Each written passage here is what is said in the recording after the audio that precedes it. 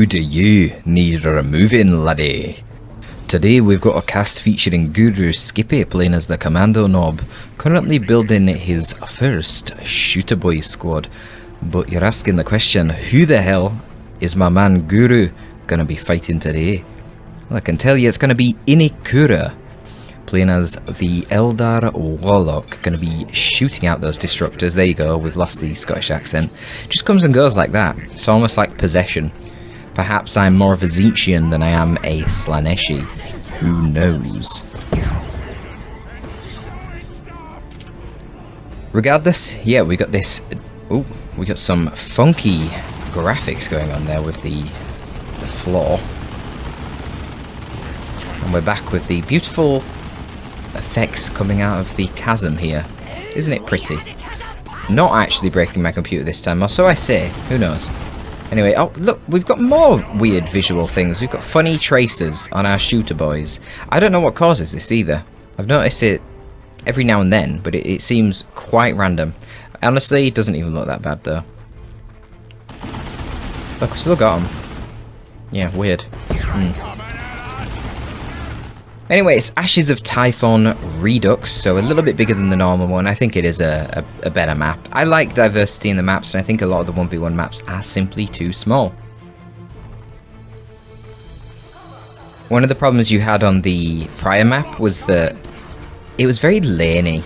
Super laney, really. I mean, you had this normal lane, and then you had the mid here, which wasn't as important, even though ironically it was more of an open space. It only had a power node, so you could ignore it. Now that there's a VP, you can't. And then look out down here. You know, it's still kind of laney. You get caught here, you're going to be in a choke point. But you've got this area, you've got this area, so it widens it out, and I like that. And rather than having two natural VPs on the bottom, you have three contested split over the map. Here we go, we've got Immolator coming out for Inikura. I actually really do like this war gear against Orcs. A lot of people don't realise, but it does give damage over time to your ranged attacks, so the effective DPS in your ranged attacks becomes way higher.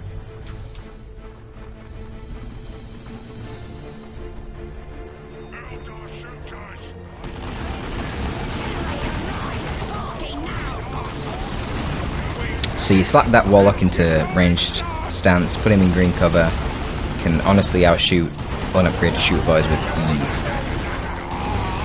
But Banshee's having a pretty awkward engagement there. I don't really know what happened. It seemed like they just stopped fighting. Of course, the double shooters contributed quite a lot there to help the Slugger Boys out. The Slugger Boys by default wouldn't win that fight. But you can see the speed at which they closed the distance there. Thanks to the... Oh, what the fuck? Oh my god. Yeah. You hate to see it, dude. You hate to see it. You hate to see it. I'd love to see minimum range on grenades, because that is just... yeah, just a joke. But there you have it. I was going to say, you have to... the sluggers there, you see how quickly they caught up to the Guardians thanks to the speed buff that they got from War. Both of the shooter boys and the slugger boys having used War there to give the damage and speed buff in an AoE to all the boys. Not a lot of cover on this map generally, but a nice secondary benefit of doing your range damage via damage over time is that the damage over time, of course, ignores cover. It can't miss. So effective damage against units in cover is a lot higher when you've got the Immolator. Guru tried a little bit of a sneaky ambush there with the looters. Fortunately, Inikura was watching. I mean, of course he is. There's basically nothing else going on for the map. It's quite interesting here how basically all of the west portion of the map has been neglected here, because both players are trying to put as much pressure as possible onto the gen farm right now. And of course they will feel like if they don't have all their units here attacking the gens or defending the gens, then they're going to lose the gens, and it's not worth taking the west portion of the map to lose the gens. I don't know if that's a meta play for this map. I haven't really seen enough games on this map yet to know, but it's certainly interesting to watch. And it's going to be Rangers next, okay. Makes sense. Oh, looking like a bad position for these shooter boys. Will he get them with the grenades in retreat? Here we go. Stun Bomb comes out to try and prevent it, but a little bit late. But a little bit late, actually, from Inikura with the grenades. Very good at his foot grenade, not so good with his retreat grenades there. That should really have been a wiped squad. Commando might go down anyway. It's going to be pretty close. Oh wow, they miss. Oh! Eyed the boys use on the commando knob in retreat, infiltrating him. Well, that would definitely guarantee his safety. And no looter models go down. Oh, that's curse of Torpid right there. One looter model goes down. Where are the Rangers? Rangers are now moving through the centre. Having the Rangers will be nice, prevent any hide the boys shenanigans from being too devastating in tier 2 in particular, when the slugger boys get their knob and become a lot scarier. It always helps to be able to spot those slugger boys before they literally get on top of you.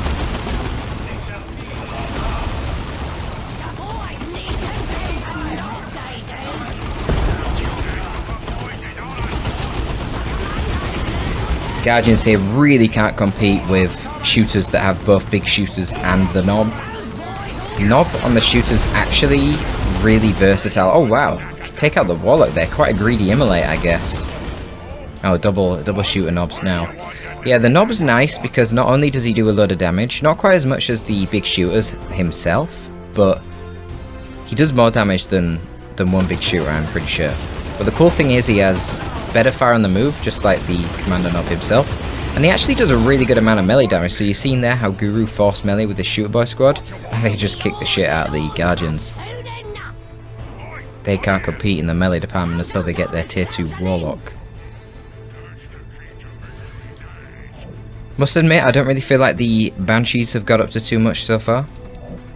Kind of reflected on the XP. Slugger Boys, having been repurchased, still having more XP at the moment than the Banshees. Eldar in general probably lost quite a lot more models, but the fact that both players are going into tier 2 at the same time is obviously because Guru lost that Slugger Boy squad to the grenade, unfortunately.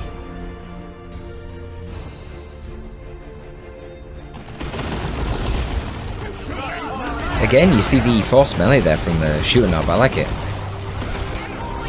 Eldar Rangers, not useless in melee, I mean, it's a bit of an over-exaggeration, I say, to call them good in melee. They don't have the melee skill to special attack other melee units. They will special attack ranged units though.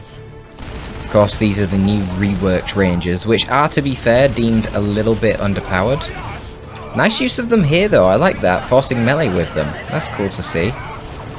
So you can see at the moment they've got those swords. I don't know what they're called. Oh, again, Jesus.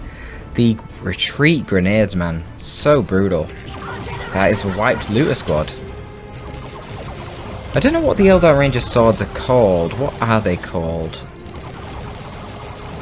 I don't know. Some sort of power blade. And then they've got their little shuriken catapult pistols as well. So they're dirt cheap. But obviously they don't function as anti-setup team because they don't have their long rifles. But you get them for a little bit of fire support. They've got their high sight range. They can still run around and infiltrate, blah blah blah. They're very much like a traditional scout unit rather than a sniper. And then you can pay a lot of power to turn them into the sniper mode, which currently comes with 3 long rifles. And yeah, like I say, is a little bit underpowered. It will get overtuned somehow. Well, not overtuned, but you know, uptuned. I was going to say, let's see how the Sluggers do here. Going to be re-engaging the Guardians. Guardians do appear now to have their Warlocks, so a lot of investment going into them. Hilariously, that is actually Inakura's basically his first choice in tier 2, and in fact, he has no gens right now, so that is kind of all of his power gone into these Guardians. Good use of the melee orcs here to control these guys in melee should mean that Guru is going to be in a good position. Also, Guru went for the Weird Boy, so he's going to be feeling pretty happy right now. Of course, if he went for the Weird Boy and then seen a Wraith Lord, he'd be kind of kicking himself. But going for a Weird Boy, which is obviously a good anti-infantry tool, and then seeing the enemy getting both of these upgrades and continuing the bash, ensuring that Inakura has no gens up, puts Guru in a pretty damn good position, not gonna lie. Banshees as usual, just doing a lot of side capping. The Banshees should beat the Sluggers if they're the same level. And yeah, Sluggers are level 1, so the Banshees should be winning this.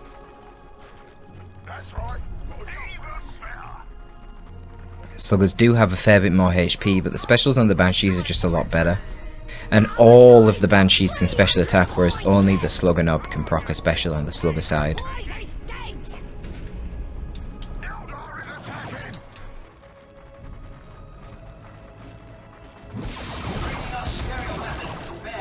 A little bit surprised not to see the long rifles at this point. Here we go again. Just eats double grenades. Ah, and the Warlock's in there. Man, I hate this UI bug. It's very annoying. Not being able to see a hero after they've died. Okay, Weird Boy needs to be careful. You've got a Warlock with an Immolate and Retreat. And you know how I was talking about that damage over time ignoring cover buffs? Well, it also ignores the retreat modifiers. So again, not only is that Immolated Blade very scary on cover, but it's also very scary against retreating targets. But the Weird Boy does get out, as do the shooters. How many model losses are we talking? Okay. We're talking 5. That's reasonable. I mean, I feel like we've had a fair few Guardian models bleeding as well. But this is really interesting, you know, both players are trading generators constantly. You see here the Guardians moving forward, shooting down the generators. I wonder if the power farm is a little bit too exposed actually on this map, given the distance from the power farm down to this side of the map. It does feel like all the fighting here is centered around these 2 lanes, and this wide expanse has been mostly ignored.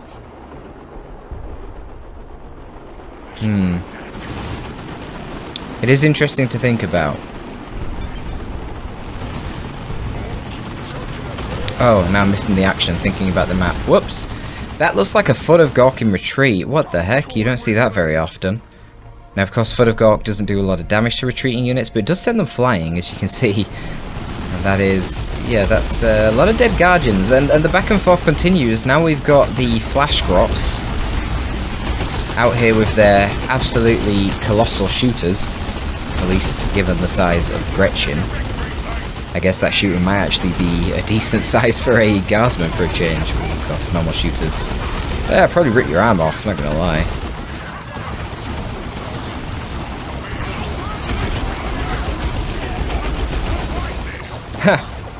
Nice fun interaction there. The Warlock warp-throwing the shooter boys forward.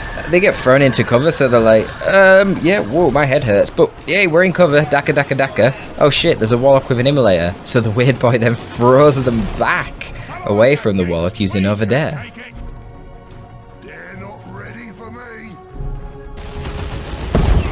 Not great positioning here for the Orc forces, however they do have the warpath, so they're going to be moving very quickly. Overdare used to dodge the grenades, dodges both of the grenades successfully. In fact, the Eldar Warlock there getting knocked over, perhaps making himself vulnerable for the Slugger boys. So the Sluggers are giving a good chop onto the Eldar Warlock, and they slay him, nearly taking out the entire squad. 4 Guardian models killed, and the Warlock, but the Banshees are now moving over to try and kill them. It's very annoying, isn't it, that the Eldar hero here is the Warlock, and then the Guardians have squad leader Warlocks as well. Really? Why did you design the game like this? Come on.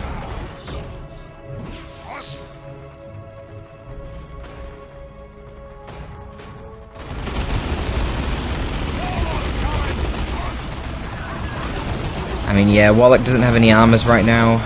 It's kind of asking a lot of him, just sending him into level 2 burner Slugger Knob Sluggers, especially when shooter boys are there to support. I mean, I wouldn't do that in the first place, but I don't know. And he just trying to stall. Going tier 3, which seems a little strange. We all know the tier 3 of Eldar is not typically seen as being that strong. Though at the moment there's no vehicular threats from Guru Skippy, so Seer Council as a pure dedicated late game anti-infantry unit could be pretty effective. Combine the Seer Council with the Banshees, the Weird Boy shouldn't be able to stun both of them unless you blob on top of yourself. So we shall see. We shall see how it fares.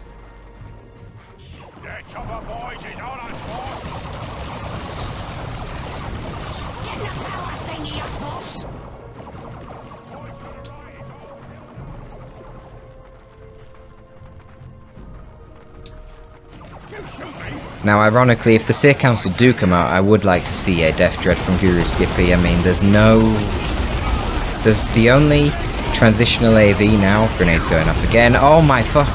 Jesus, man, it hurts to watch these grenades.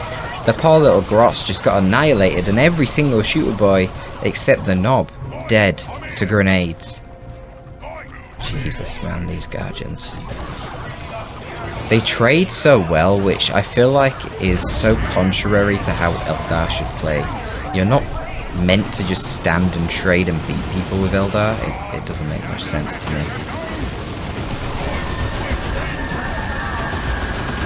A little bit of an ambitious push there from the Banshees, which are in fact the only transitional AV, as I was trying to say. You've got the heavy melee on the Exarch of these Banshees, but yeah, that's not going to perform very well against the Death Dread, and of course the Seer Council only do power melee. It will hurt, but generally not an engagement that you want to be taking. The Death Dread will beat the Seer Council, you know, given the Death Dread is such a cheap tier 2 vehicle. You don't want to go tier 3 and get counted by a Death Dread. So there would have to be some supplemental AV from Inakura. You could consider some Fire Dragons, probably would be more useful against a Death Dread than perhaps a Bright Lance, which is more immobile and easy to avoid. We'll have to see.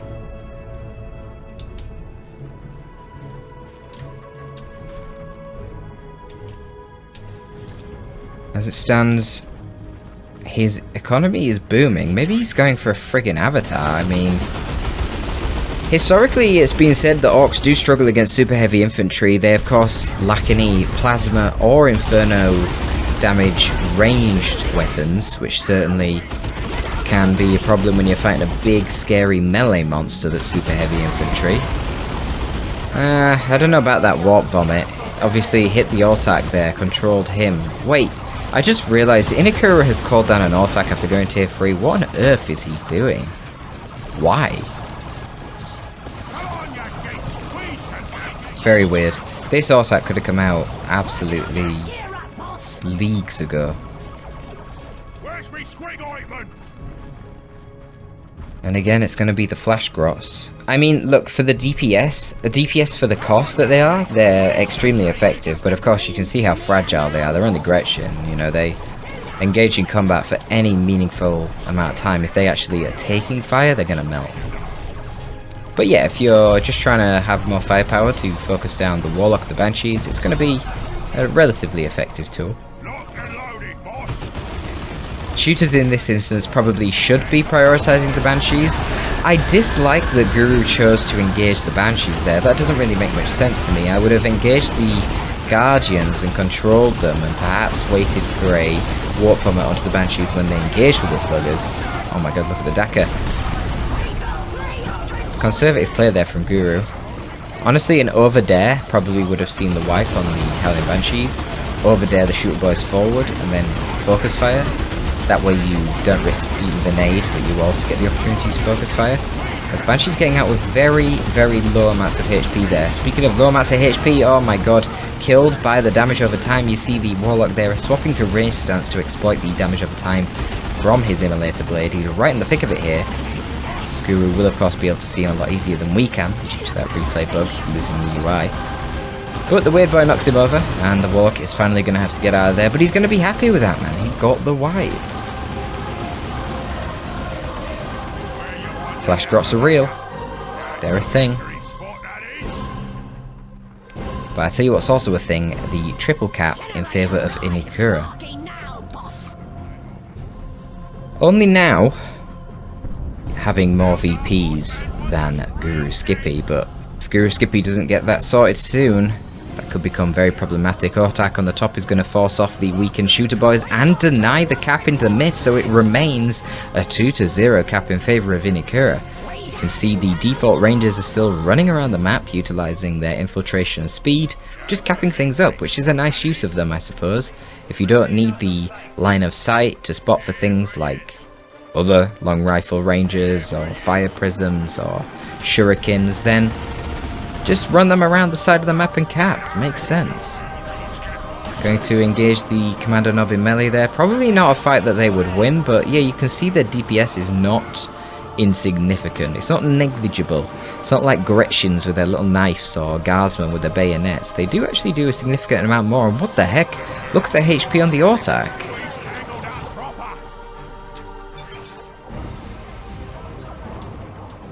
Huh.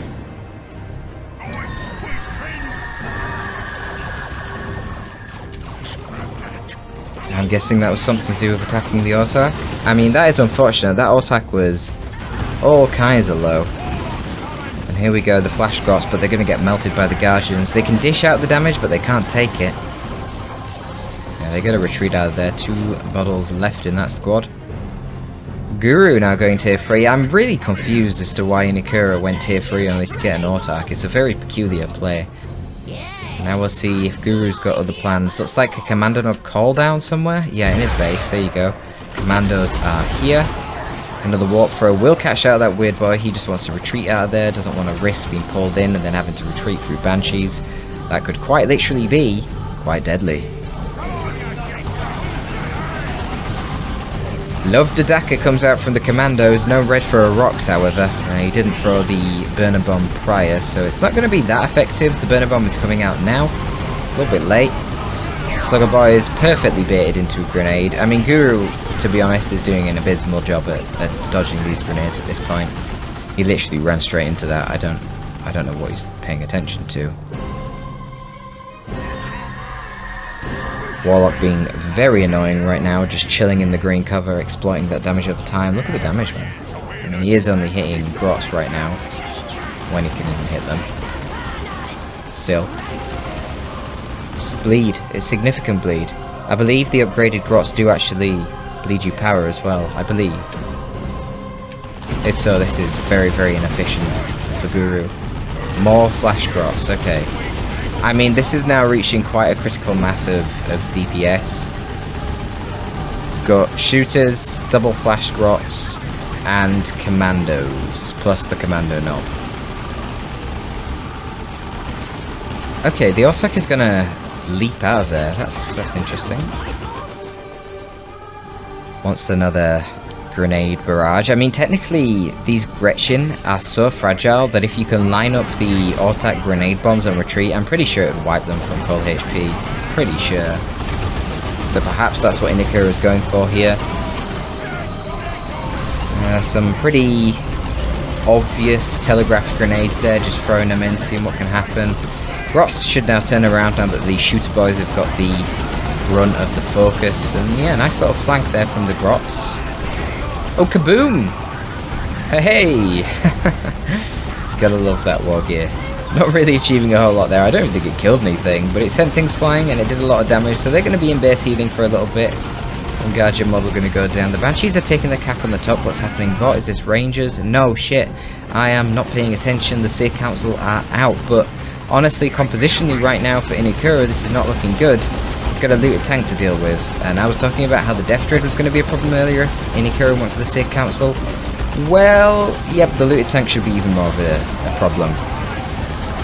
The problem for Guru Skippy, however, is the fact that he is down to 27 and ticking down very quickly. VP's Kaboom is coming out again on the Banshee's, going to do a lot of damage, and again, no model kills. What the hell is with this Kaboom? It can't seem to take out any models. Commando Nob is going to get on that cap, and he needs to do quick time. Swapping with the Commandos to utilise their 50% extra capping speed if Guru is awake, which he's not. That was meant to be snoring. It sounded more like an annoying king pig. I don't know what's wrong with me. He does eventually get onto the point with the Commandos. He's going to cap it, but unfortunately, the moment that he manages to do so, in fact, a moment before, so he's still beating VPs, Inikura is on the point with the Rangers, and the Seer Council are falling in themselves forward, just trying to delay. The Commando Nob was running in there, perhaps going to be using another Kaboom on the Guardians, but now he has to retreat through the Commandos. Not the Commandos, holy shit. The Seer Council, who will take him out, and one of the Flash Grots falls as well to the Seer Council. Seer Council coming out onto the field right now and making their presence felt. However, there is still no AV on the field. There is going to be soon, though. A Fire Prism is on the way for Inikura. Slugger Boys are capping the bottom of the map, and Rangers are going over there, infiltrated, perhaps trying to take over the cap once the Sluggers leave. But with the Rangers having run out of energy, they are detected, so I don't suspect the Sluggers are going to be leaving at that point unguarded. Come back? Question mark. Maybe. Inikura knows he has the Fire Prism on the way. So he has a counter to the looted tank. And right now, when the looted tank has a bit of pressure on it, I don't know how Guru Skippy is going to handle the combined threat of the Seers plus the Banshees.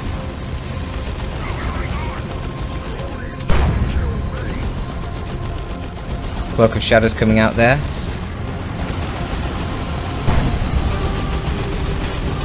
Cloak of Shadows plus the Distort Field, is that? Is he using the Cloak of Shadows? I don't know. No, he's not. What's he doing?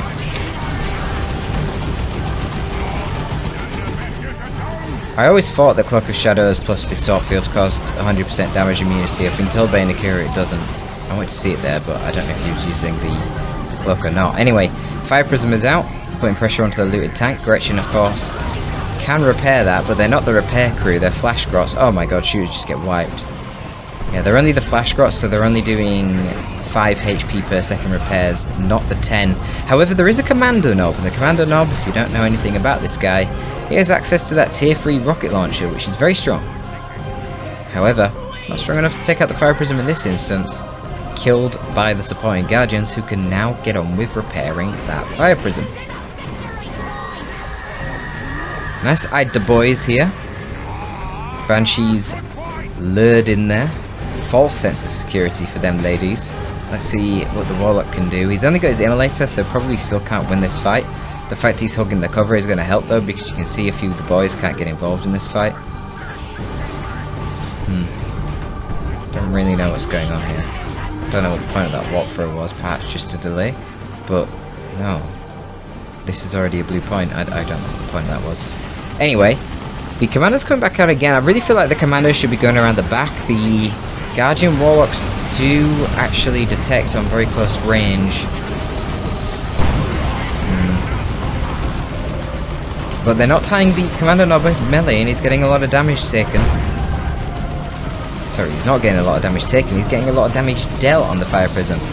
Now he's going to be getting a lot of damage taken. Wow, he actually slays the Fire Prism before kabooming and killing himself. And now the problem is that there is nothing to contest the looted tank. The VPs are getting tremendously low.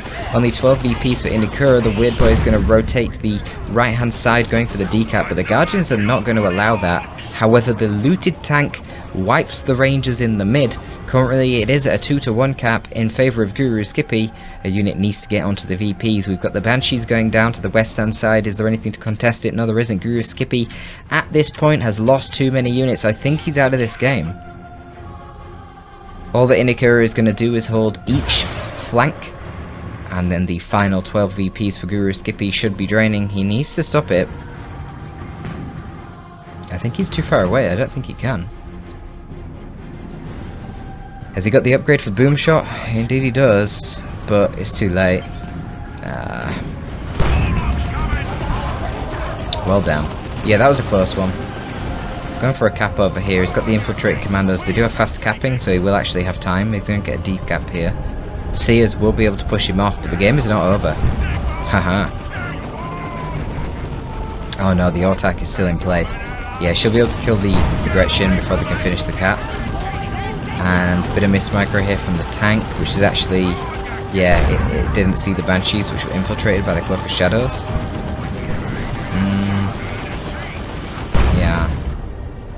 Yeah, the problem is that he wasn't able to secure this because the Autak killed the Gretchens, so eventually, because of the Sith Council, I'm sure that Inikura should win this fight. Man, the looted tank put in such crazy work here. Look at it contributing further. But yeah, the Commandos are now wiped, and the Guardians just have to get on the cap. Trying to delay it with a boom shot, but now it's going to be the death of the looted tank to the power melee of the Sith Council. Probably 15 HP. Can they close in? They do, and that's going to be the game. The Fire Prism was en route anyway, so this was secured. Just a few too many infantry losses there from Guru Skippy, unfortunately, but that was a very close, very good game, and you know what? It's great to see Orcs. Even though they always friggin' lose, man. Every time I cast the Orcs now, they're losing. For God's sake, if you guys have a good Orc replay where you actually win, can you send me it in Discord, please? No guarantees that the next Orcs replay that you see is going to be a win, because it's probably not going to have been sent in, because let me tell you, I don't get many Orc replays sent in. However, I am noticing a pattern. I don't just want to be casting Orcs when they're losing. I don't think Orcs are so bad. Anyway, hope you did enjoy that, folks. That's going to be all for your boy Torpid this time. Torpid out.